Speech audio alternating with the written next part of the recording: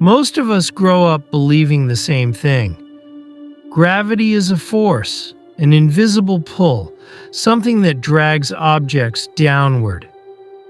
You drop a stone and it falls.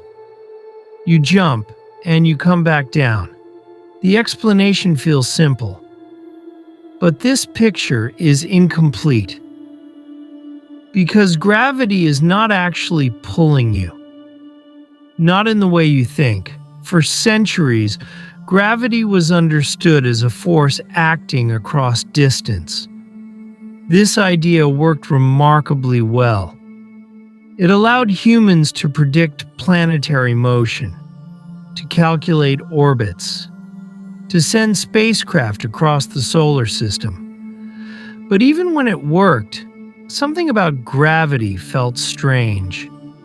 It acted instantly. It required no contact, and no one could explain how it truly traveled through space. Then Albert Einstein looked at the problem differently. Instead of asking what force is pulling objects, he asked something more fundamental. What if objects are not being pulled at all? What if they are simply moving along paths created by the structure of the universe itself? Einstein realized that space and time are not separate things. They are not a stage where events happen. They are part of the event, woven together into a single structure. Space-time.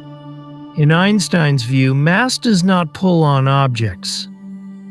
Mass changes the shape of space-time, and objects move according to that shape. This is the core idea. Gravity is not a force, it is geometry. To understand this, forget gravity for a moment. Imagine moving forward in time. You cannot stop doing it. You cannot slow it down. You are always moving through time. Now imagine that motion through time is just as real as motion through space. In space-time, every object is moving forward. Always. When space-time is flat, objects move along straight paths. But when mass is present, space-time curves, and straight paths become curved ones. Objects do not fall. They follow the straightest possible path through a curved space-time. This is why planets orbit stars. They are not being pulled sideways. They are moving straight ahead through a curved geometry. This idea sounds abstract, but it makes precise predictions. And those predictions have been tested. In 1919, during a solar eclipse, scientists observed starlight bending around the sun. Not because light has weight, but because space-time around the sun is curved. The observation matched Einstein's calculations exactly. Gravity stopped being an invisible force. It became physical geometry. This also explains something counterintuitive. Astronauts in orbit are not floating because gravity disappears. They are falling constantly.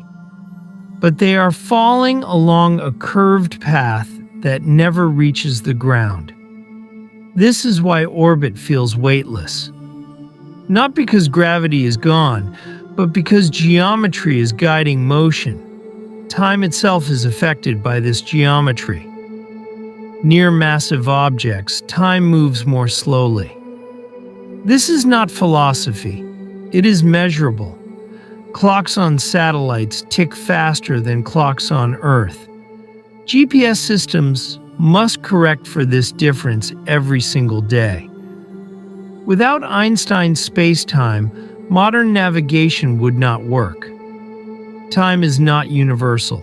It depends on where you are and how fast you are moving. This means there is no single now that applies everywhere. Each object carries its own experience of time as it moves through space-time.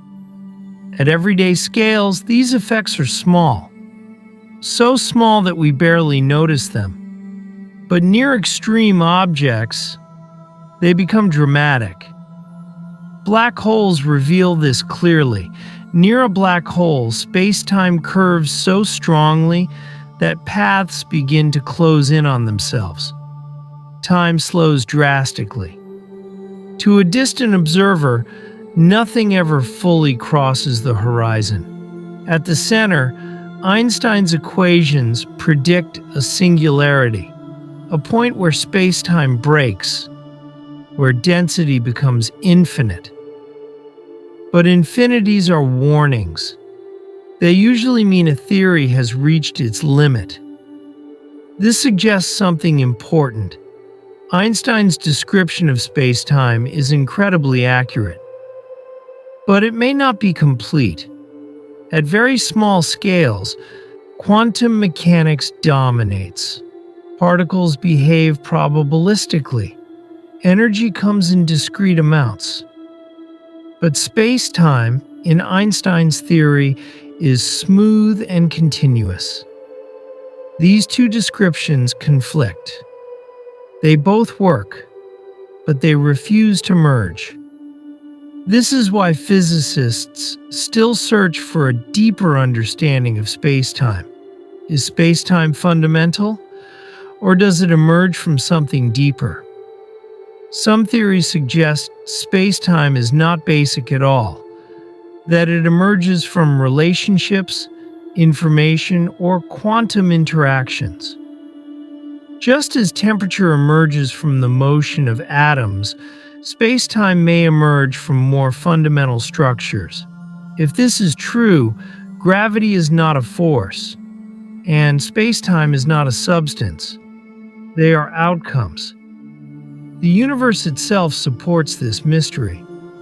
Space-time is expanding, galaxies are moving apart, not through space, but with space.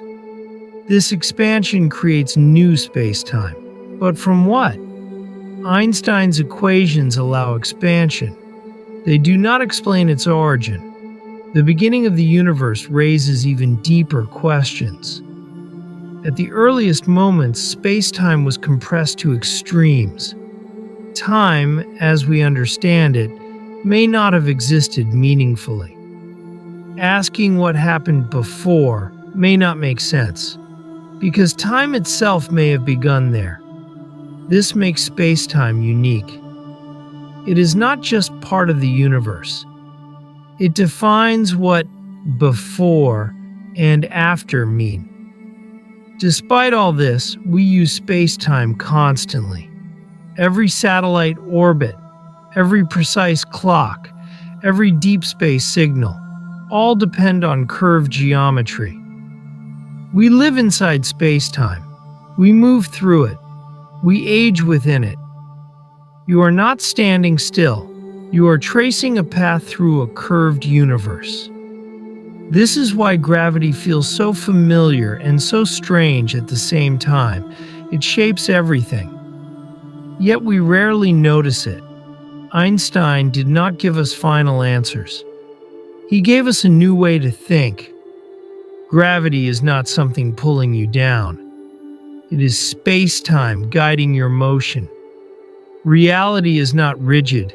It bends, it curves, it responds. And more than a century later, this idea still challenges how we imagine the universe. Not because it is wrong, but because it is deeper than our intuition. We are not separate from space-time. We are part of it. And until we fully understand what space-time truly is, there will always be something left to explore.